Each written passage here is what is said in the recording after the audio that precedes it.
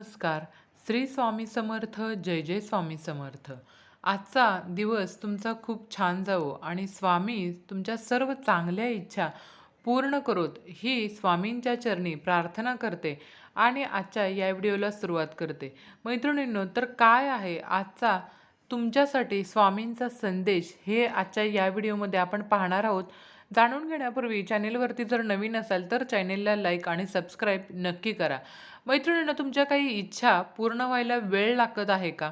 तर मग हा स्वामी संदेश ऐकल्यानंतर नक्कीच तुम्हाला तुमच्या सर्व प्रश्नांची उत्तरं मिळून जातील.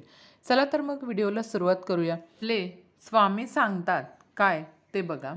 आपण कधी-कधी काय होतं आपल्या आयुष्यामध्ये एखादी घटना आपल्याला सुखावते, तर एखादी घटना दुःखाचे पहाड उभे करते बघा. त्यामुळे काय होतं आपला आत्मविश्वास द्विगुणित होतो, तर कधी आपण निराशाच्या खोल दरीमध्ये कोसळतो. तर आनंद आणि दुःख हेच जीवन नाही, तर त्याही पलीकडे अनेक भावनांचं मिश्रण म्हणजे जीवन आहे बघा. अत्यंत अशाश्वत असे हे आपले जीवन आणि म्हणूनच आत्ताचा क्षण महत्त्वाचा आहे. पुढच्या क्षणाचं कुणाला ज्ञात आहे? कुणालाही नाही. आत्ताचा क्षण भरभरून जगणारा नेहमीच आनंदी असतो. सुखाचा सदरा परिधान करून शांत झोप घेणारा माणूस आत्ताच्या क्षणाचा पुरेपूर आस्वाद घेणारा असतो. आजच्या जगात हे खूप कमी पाहायला मिळतं आपल्याला, पण खरं सांगू का, इतर गोष्टी सोडा, पण हे अंगवळणी पाडून घ्या, तर आणि तरच जीवनाचा आनंद लुटता येईल. कारण आत्ताचं जीवन आणि आपले प्रश्न हे आपल्या क्षणापर्यंत पाठ सोडणार नाहीत. पण या सर्वामध्ये जीवन जगायचं मात्र राहूनच जाईल. प्रत्येक वेळी आपल्या मनासारखं घडेल असं नाही. कधी कुणी आपल्याला दुखावतं, आपल्या मनाविरुद्ध वागतं, कुणी अपमानास्पद बोलतं किंवा वागतं, हे आपल्याला कमी लेखतं. अशा वेळी आपण पण शब्दसंहार करून काय करतो, तर समोरच्याची परतफेड करण्याचा प्रयत्न करतो आणि अगदी तिथंच आपण चुकतो. त्यानं काय होतं, तर चुकीचं कर्म केलं आहे आणि त्याची परतफेड करण्यासाठी आपण कशाला आपले कर्म वाढवून घ्यायचे आणि मग ते फेडण्यासाठी पुन्हा पुन्हा जन्म घ्यायचा. का? कशासाठी?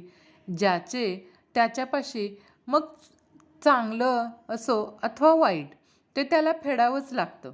कर्म केलं की त्याचं फळ भोगणं हे आलंच की. कारण कर्म तुम्हाला चिकटलेलं असतं. आपल्या ब्रह्मांडात अशा अनेक शक्ती आहेत ज्या आपल्याला दिसत नाहीत पण अनुभवायला येतात. त्याचे दिव्य अनुभव आपल्याशी जोडले गेलेले आहेत. ह्या शक्ती म्हणजे काय, तर या शक्ती म्हणजे पंचतत्व दिशा, आकाशातील तारे आणि सर्वात महत्त्वाचं म्हणजे आपलं मन. ह्या पलीकडे एक सर्वश्रेष्ठ शक्ती म्हणजे आपले सद्गुरू. आपल्या प्रत्येक कृतीकडं त्यांचं लक्ष असतं आणि नेहमी राहतं. कारण आपण आपल्या सद्गुरूंच्या दृष्टिक्षेपात आहोत. यासारखं पुण्य ते काय हो? कुठल्याही स्थितीत आपण आपले कर्म वाढवून घ्यायचे नाही. हे सोपे नाही, पण अशक्य तर नाही ना. ब्रह्मांडातील या शक्ती सर्व हिशोब ठेवतात. त्यामुळे आपण आपलं कर्म प्रतिशोध घेण्याच्या धुंदीत वाढवून ठेवायचं नाही. त्यानं काहीच साध्य होणार नाही, कारण ते परत आपल्यालाच फेडायला लागणार आहे. सतत काहीतरी वाईट होईल ही भीती मनातून काढून टाकली पाहिजे आणि जर होणारच असेल तर आपण विचार करून ते बदलणार नाही ना. याउलट आपल्याला मानसिक अस्वास्थ्याला तोंड द्यावं लागतं. सतत घाबरत जगणं, चिंता, कल्प, विकल्प यांनीच अनेकांचं जीवन व्यापलेलं आपण पाहतो. चिंता करून नवीन प्रश्न उभे राहणार आहेत किंवा उभे राहणार आहेत, तर सुटणे तर दूरच राहिले.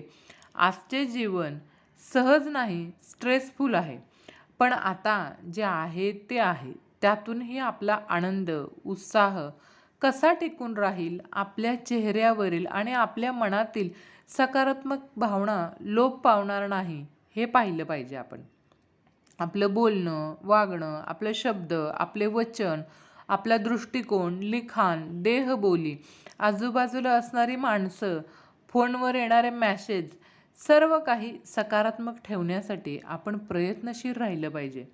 असं झालं ना तर जीवनातील आनंदापासून आपण तसूभरसुद्धा दूर जाणार नाही. सकारात्मक राहणं आपल्याला हाती आहे आणि ते अशक्य नाही. तुम्ही मनात एखादा विचार आणलात ना तर याचं ब्रह्मांडातील लहरी तुमच्याकडे आकर्षित होतात बघा. तुम्ही सकाळी उठल्यावर म्हणा की माझे डोकं दुखत आहे. सकाळी 11 वाजता खरोखर डोकं दुखायला लागेल. मनातील विचार शरीरावर, मेंदूवर प्रभावित होत राहतात आणि ब्रह्मांडातील नकारात्मक ऊर्जेला तुम्ही तुमच्याही नकळत खेचून घेतलत आणि म्हणून तुमचं डोकं दुखायला लागतं. त्यापेक्षा सकारात्मक विचार ठेवा. मग सर्व सकारात्मक गोष्टी आकर्षित होण्यास वेळ लागणार नाही. मनाची ताकद सर्वश्रेष्ठ असते आणि ती आपण करत असलेल्या विचारांवर अवलंबून असते.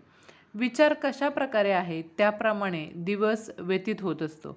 संपूर्णतः मानसिक शारीरिक दृष्टीने सकारात्मक राहिलो ना तर अशक्य वाटणाऱ्या गोष्टीसुद्धा घडून लागतात. या ब्रह्मांडात आपल्याला घेण्यासारखं खूप आहे पण आपण ते घेतच नाही, हा आपला प्रॉब्लेम आहे ना. सतत आपण काय करतो तर दुःख उगाळत राहणाऱ्या लोकांच्या मागे दुःखच लागतं. या शक्ती अंतेंद्रिय आहेत बघा. त्यांचा प्रभाव आपल्यावर आहेच, अर्थात आपल्या प्रारब्धाप्रमाणे तो कमी अधिक असणारच आहे.